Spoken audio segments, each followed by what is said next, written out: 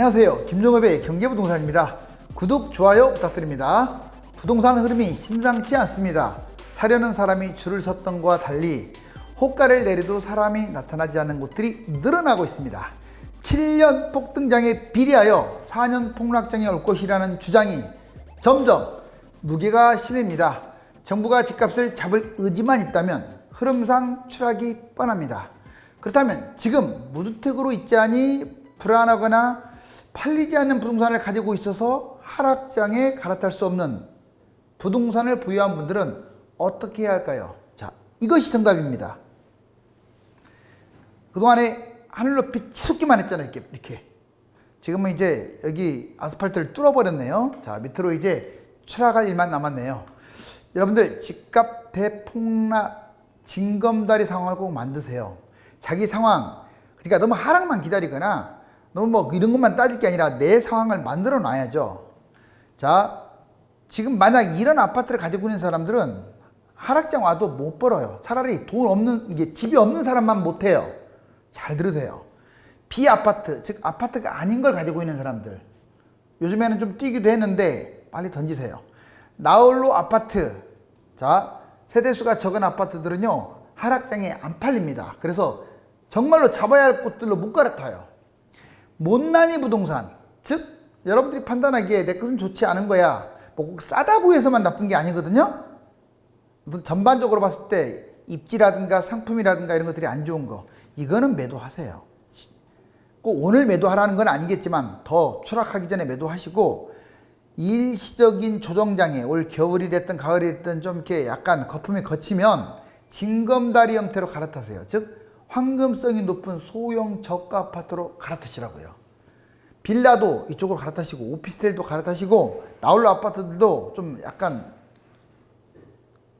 평수는 줄이더라도 세대수가 많은 걸로 갈아타시고, 이걸 징검다리라고 해요. 한 번에 너무 좋은 걸로 가게 되면 비싸잖아요. 한 번에 좋은 걸로 갈아가는 게 아니라 내 거보다는 약간 더 좋은, 자, 좀 나중에 하락장이 좀 덜 떨어지면서 잘 팔릴 만한 그걸로 갈아타세요. 만약 이걸 안 해놓으면요 나중에 하락장에 먼 산만 쳐다보게 돼요. 오히려 무주택자들만 못합니다. 그리고 무주택자들도 마찬가지예요. 이 시점에서 집을 잡는 분들은 내 돈하고 막 연끌까지 해서 비싼 아파트 잡을 필요가 없어요. 좀 작은 거 잡으세요. 작은 거, 덜 떨어질 거. 그래야 폭락장에 더 좋은 아파트로, 더 많이 떨어진 아파트로 갈아타죠. 이거 이해 가셨죠? 이제 갈아타기입니다. 갈아타기도 서울과 강남 인접아파트, 대단지 역세권 고가 아파트, 즉 그때는 빚을 내도 돼요. 2, 4년 폭락장이 오면은요 빚을 내도 돼요. 내 거 2억 떨어졌다, 이거 4억 떨어졌다, 미리 갈아타세요. 그런데 제가 왜 징검다리를 하라고 했느냐, 이런 거 갖고 있으면 안 팔려. 그러니까 이렇게 이런 걸 사고 그 다음에 갈아타셔라. 이거 아주 중요한 얘기입니다. 자, 그렇다면 부동산 매매 6개명, 지금 집값 곧 난리 날 텐데 꼭 알아야 할 6가지의 첫 번째 볼까요? 자, 먼저 투자자는 1에서 4년 바닥장을 한번 기다려야 합니다. 당연한 거 아니에요? 지금 잡는 것은 아니에요. 나는 정말 부동산을 투자로 접근하고 싶다. 그렇다면 그런 분들은 기다리는 게 맞습니다. 놓쳤어도요 어쩔 수 없어요. 7년째 뛰고 있어서. 실거주자는 겨울에 급매를 매수한다. 그렇지만 집을 팔았거나 실거주자로 불안한 분들은 지금은 아닌 것 같고 가을이든 겨울이든 좀 하락장에 잡으세요. 세 번째, 집값이 떨어지면 반드시 내 집 마련해야 합니다. 뭐 일본장 간다고 해가지고 이제 폭락하니까 끝장났다 그러면 더 난리가 나겠죠. 반드시 이제 개구리 올챙이적 생각해서 잡으시고, 상투장 다주택자 웬만하면 정리하세요. 지금 세금이 많다 어쩌다 그러는데 안 좋은 것부터 빨리빨리 파세요. 이게 털어내야 나중에 진짜로 좋을 때 제대로 된 것들을 잡을 수 있어요. 다주택자들도. 지금은 모두 상투장입니다.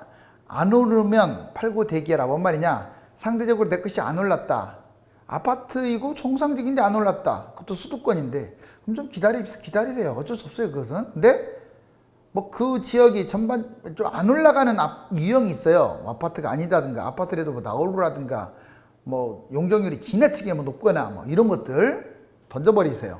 고가 아파트는 폭락장에 매수하세요. 지금 매수하면 상투에 나중에 하락하면 집값과 하락폭은 비례합니다. 즉 상승장에 많이 뛴 놈이 하락장이 많이 떨어진다고요. 산이 높으면 골이 깊다. 이제 본격적으로 해볼까요? 자, 부동산 3요소 잊지 마세요. 여러분들이 집을 매수할 때는 반드시 이 세 가지 기초사항을 잊어서는 안 돼요. 입지, 타이밍, 상품. 이 세 가지 중에 하나라도 나쁘면, 이거 부동산을 잘 아는 사람들도 이걸 하나를 놓쳐가지고 망하는 사람들 많아요. 하나라도 망치면 끝장인 거예요. 자, 입지가 뭐냐? 강남과 서울입니다. 누가 뭐래도 그래요.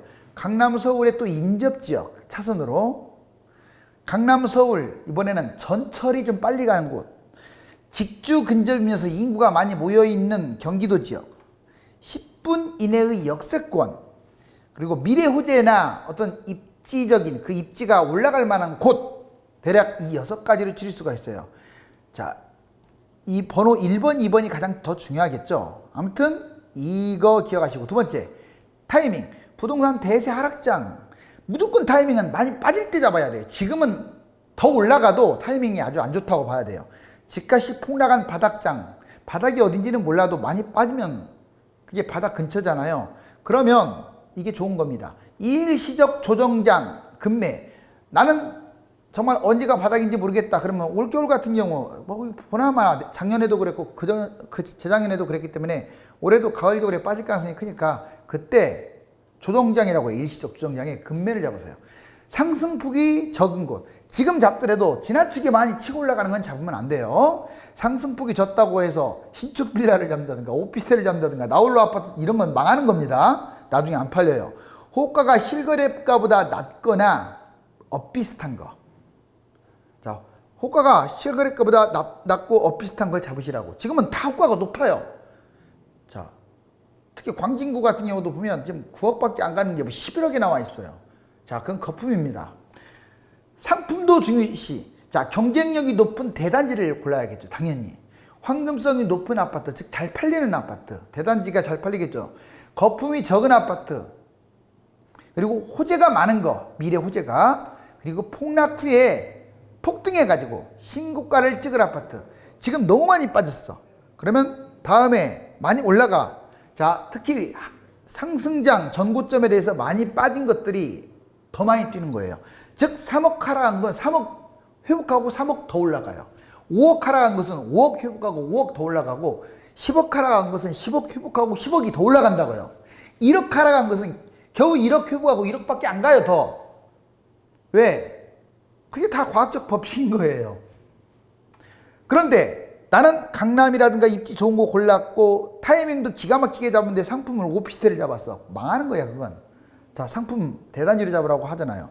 이번에는 나는 입지 참 좋은데 그 다음에 상품도 아파트로 잘 잡았는데 타이밍을 지금 잡았어. 상투장에. 그것도 망하는 거예요. 세 가지 중에 하나만 망해도 이건 끝장인 겁니다. 세 가지 다 좋아야 돼요. 자, 이제 본격화해 볼까요? 6가지. 첫 번째, 전철역에서 10분 거리 밖은 피하라. 철칙입니다. 10년 전보다 부동산이 지금은 넘쳐나요. 집을 많이 지었기 때문에. 거래량이 적어서 팔리지 않을 가능성이 커요. 특히 경기도나 지방 같은 경우는 이제 집이 남아도니까 안 팔릴 수 있어요. 사람들의 선호도에서 멀어지기 때문에 황금성도 떨어집니다. 안 팔린다는 게 황금성이 떨어지는 거죠. 하락장에 매도가 되지 않아서 유망적 바닥 시세에 갈아타기가 쉽지 않아요. 내 것이 오고 팔려야 갈아타죠. 내 것도 떨어진 상태인데 안 팔리는데 또 잡을 것 같아요. 못 잡아요. 그것은 역세권도 서울 접근이 멀면 좋지 않아요. 아무리 여기 가깝더라도 서울까지 거리가 막 2시간 거리거나 이런 것들은 꽝입니다. 자, SRT GTX는 도보가 10분이 아니라 20분도 괜찮아요. 서울은 경기도에 비하여 전철역이 멀어도 괜찮아요. 이 말은 10분 거리 밖은 피하라 이 말은 경기도나 지방을 두고 하는 말이고 서울은 상관없어요. 물론 너무 막 30분씩 걸리는 거 그런 곳 있을까요? 아무튼 15분, 20분짜리도 괜찮습니다. 서울은 앞으로 장기적으로. 여기 왼쪽 보시면 성북역이 있는데 잘 봐보세요. 역 가까운 거 8억, 13.5억 이거 30평대예요. 자, 이렇게 8.5억, 7.4억 그런데 좀 먼데 보세요.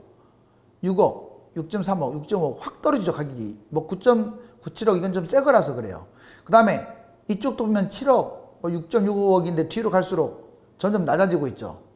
여기도 11억 뒤에 5.6억. 물론 단순하게 거리로만 집값이 형성되는 건 아니지만 분명한 것은 성북역에서 가까운 것들이 더 비싼 건 사실이네요. 먼 것은 그만큼 싸잖아요. 자, 이번엔 둘째, 강남 거리. 서울 거리가 아닙니다. 철저하게 강남 거리가 우선이에요. 강남 거리, 접근이 먼 곳들은 피해라. 자, 강남이 어딥니까? 이게 서울이에요. 지금 여기 이렇게 한강 이렇게 보이잖아요. 서울인데, 자, 이 강남, 이 삼성도 있고 양재도 있네요. 바로 원을 쳐놨네요. 그럼 강남 성향이 강한 곳이 어디냐? 과천, 안양, 평촌, 뭐 광명, 여기 군포, 삼본, 성남, 판교, 분당, 유래, 용인, 광교, 뭐 이 정도를 강남 거리라고 할 수 있어요. 나중에 이제 뭐 하남 교산이라든가 이런 곳들이 그래서 뭐 과천이라든가 이런 곳들이 대박인 거예요. 자, 서울의 핵심은 시청이 아닙니다. 여기 시청 서울역이 아니라고요. 자, 강남과의 거리가 이게 여기가 중심지예요. 부동산에서는. 그래서 먼 곳은 불리하다. 강남에서 거리가 먼 곳은 상승 탄력의 한계가 있으며 부자들이 선호하지 않아요. 그래서 참고적으로 고양시라든가 김포라든가 파주가 못 가는 이유가 다 관계가 있는 거예요. 강남에서 거리가 가까운 과천, 성남, 용인, 하남, 구리, 안양이 전망이 밝고요. 또 신도시로 따지면 강남 성향이 강한 판교, 분당, 유래, 가밀, 과천식, 정부타운, 평촌이 이 뒤쪽에 있는 뭐 삼성이라든가 덕은이라든가 원흥이라든가 이런 데보다는 전망이 더 밝다고요. 자, 그 다음에 강남 접근성이 강한 SRT, GTX 단지는 수혜를 보며 인구 급감 시에도 안전지대예요. 즉 인구가 경기도가 감소하더라도 이 일대는 계속 가격이 올라갈 가능성이 높습니다. 자, 셋째, 서울에서 실거리가 먼 곳 부동산은 피하라. 이번에는 이제 강남만이 아니라 서울을 따져보자고요. 서울시 하얗게 잘 보이죠? 이게 바로 제1 외곽 순환고속도로예요. 이게 제2 외곽 순환고속도로. 아까 강남에서 가까운 한 이 정도는 좋다고 했습니다. 그러면 이번에는 서울을 따지자고요. 서울에서 가까운 곳 굳이 따지면 제1 외곽 순환고속도로 안쪽이겠죠. 제2 외곽 순환고속도로는 좋지 않아요. 너무 멀어요. 다만 동탄이라든가 송도라든가 몇몇 곳 GTX가 있는 곳들은 나중에는 괜찮을 거예요. 미래 집값은 강남 우선, 서울이 차선이기 때문에 반드시 강남이든 서울이든 근접 지역으로 가라. 예를 들면 고양시 같은 경우 서구보다는 덕양구가 더 좋고 이런 식으로 따지라 이 말이에요. 자, 그 다음에 서울에서 거리가 멀면 심리적으로 거래량이 줄어요. 그리고 상승 탄력을 받기가 어렵습니다. 서울 중심의 원을 한번 그려봤을 때 원이 커지잖아요. 멀면 이렇게 원도 크네요. 제2 외곽 순환고속도로. 그러면 더 경쟁자가 많다는 거 아닙니까? 집이 이렇게 많잖아요, 여기에. 그래서 안 좋은 거예요. 경쟁자가 많고 또 서울에서 멀기 때문에. 제1 외곽 순환고속도로 밖은 신중히 서울 원거리 신도시는 장기적으로 불리합니다. 즉 서울에서 먼 신도시들은 별로 안 좋고, 자, 그 다음에 제1 외곽 순환고속도로 바깥은 신중히. 다만 이 강남 성향이 있는 곳은 외곽 순환도로 제2 외곽 순환고속도로 일부도 좋아요. 서울에서 거리가 멀더라도 인구 밀집 지역, 잘 들으세요. 인구 밀집, 직주 근접, 서울 교통 접근성이 있는 곳은 좋아요. 예를 들자면 동탄, 그래서 역세권이 비싼 거고, 송도도 역세권이 비싼 거고, 특히 수원은 서울에서 먼데도 신분당선 보세요. 엄청 비싸잖아요. 그 까닭이 바로 이것들을 갖춰서 그래요. 자, 이번에 넷째, 아파트 이외의 모든 부동산을 피하세요. 그렇게 얘기했건만 사는 사람들이 아직도 있어요. 사지 마세요.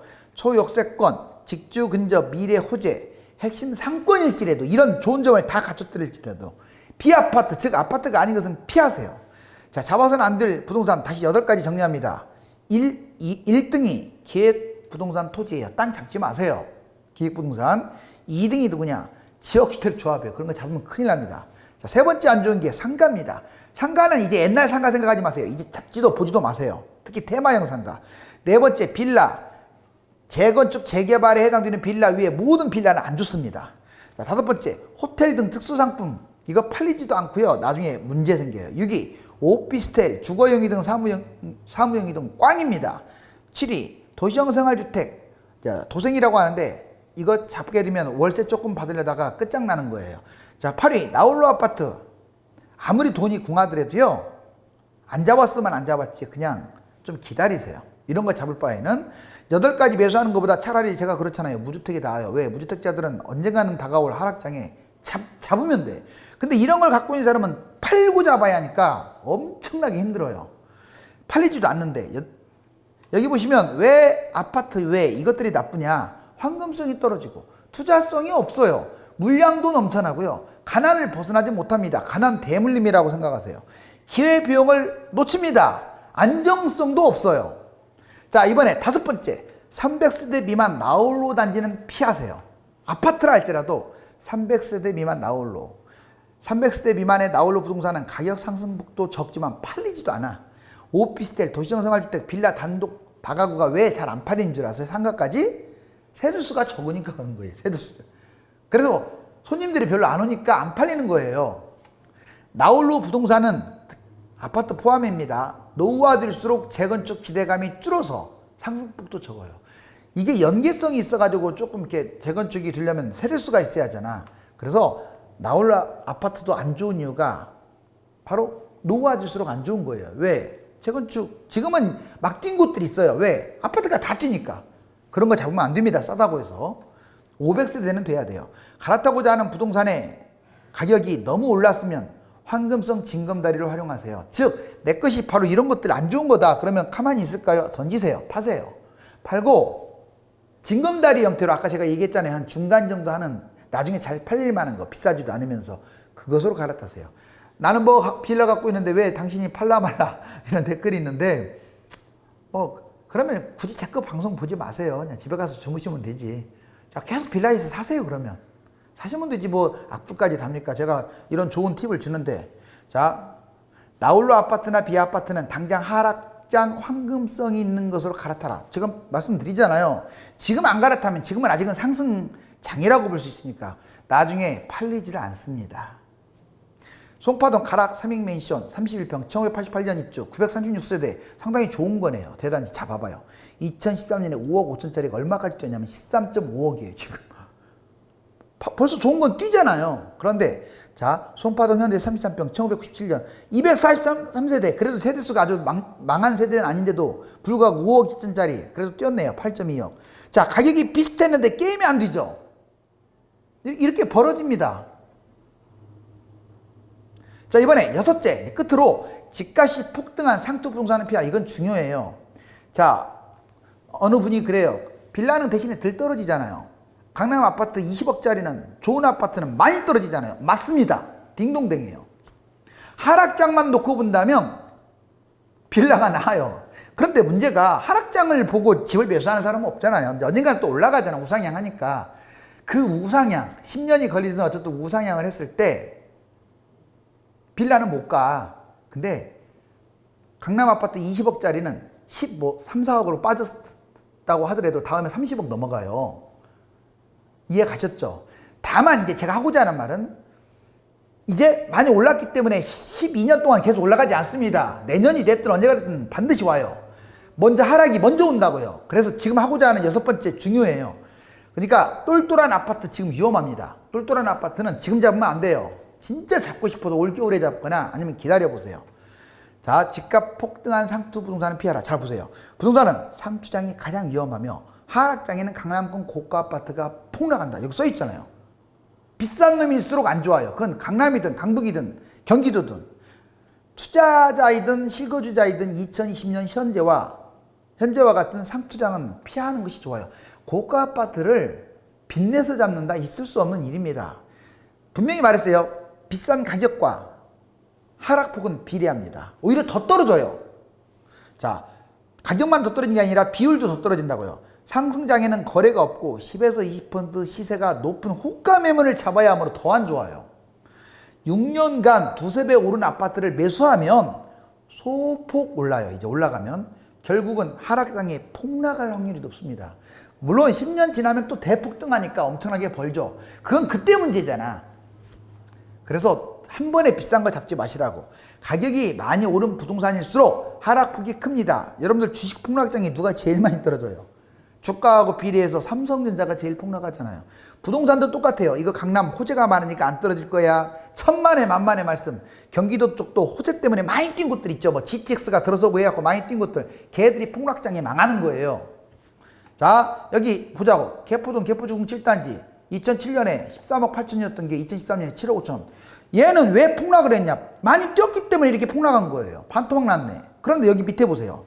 역삼동에 경남 아파트라고 해서 세대수가 적은 아파트가 있는데 2007년 5억 6천, 2013년 폭락장애 5억 4천 그대로네요. 그대로 떨어진 것도 없네.